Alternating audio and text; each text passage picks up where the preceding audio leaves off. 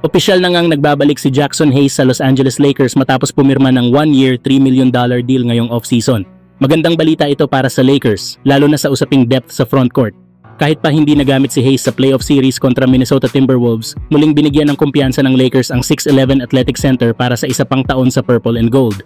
Noong 2024-25 NBA season, nagtala si Hayes ng 6.8 points, 4.8 rebounds per game, habang bumababa sa 19.5 minutes per game.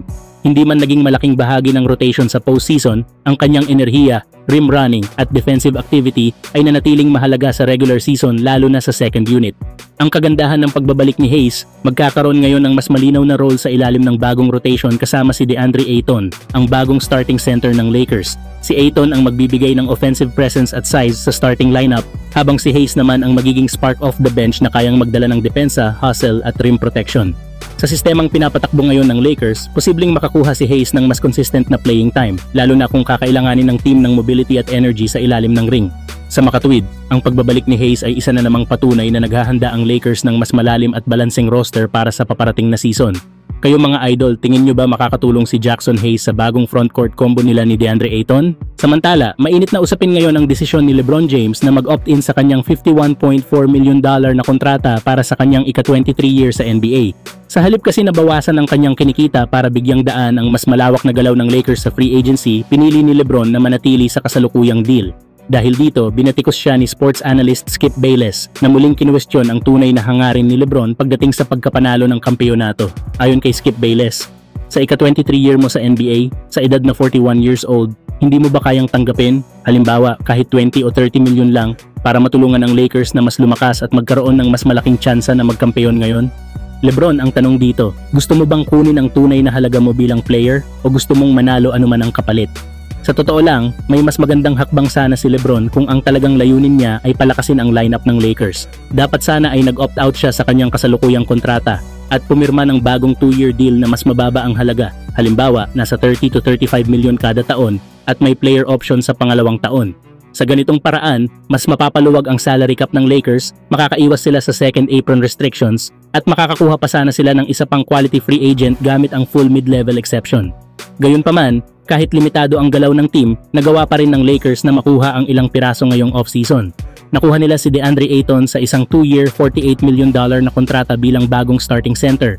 Bumalik din si Jackson Hayes sa 1-year, $3 million deal, habang si Jake LaRavia ay dadagdag ng floor spacing mula sa bench. Malaking tulong ito para sa depth ng team, pero sa totoo lang, mas malaki sana ang pwedeng naging epekto kung si LeBron ay gumawa ng sakripisyo sa kanyang kinikita. Dahil sa laki ng kontrata ni LeBron, pasok na agad ang Lakers sa second tax apron, kung saan maraming limitations ang front office sa paggawa ng trades, pag-sign ng free agents at flexibility sa salary. Ito ang dahilan kung bakit maraming fans at analysts ang naniniwalang sayang ang pagkakataon kung ang tunay na layunin ay mag-champion. Sa kabila nito, mananatiling contender ang Lakers kung magiging healthy si LeBron at Luka, at kung makakapag-step up si DeAndre Ayton bilang bagong third option. Pero ang tanong ngayon, sapat ba ito para makipagsabayan sa mas malalalim na team gaya ng Nuggets, Rockets or Thunder? Kayo mga idol, sang-ayon ba kayo sa sinabi ni Skip Bayless? Dapat ba talagang nag-opt-out si LeBron at tumulong sa pagpalakas ng roster ng Lakers?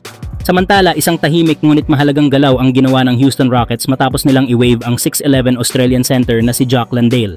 Huling naglaro si Landale ngayong 2024-25 NBA season kung saan nagtala siya ng 4.2 points, 2.7 rebounds at 0.7 assists per game sa loob ng halos 11 minutes per game.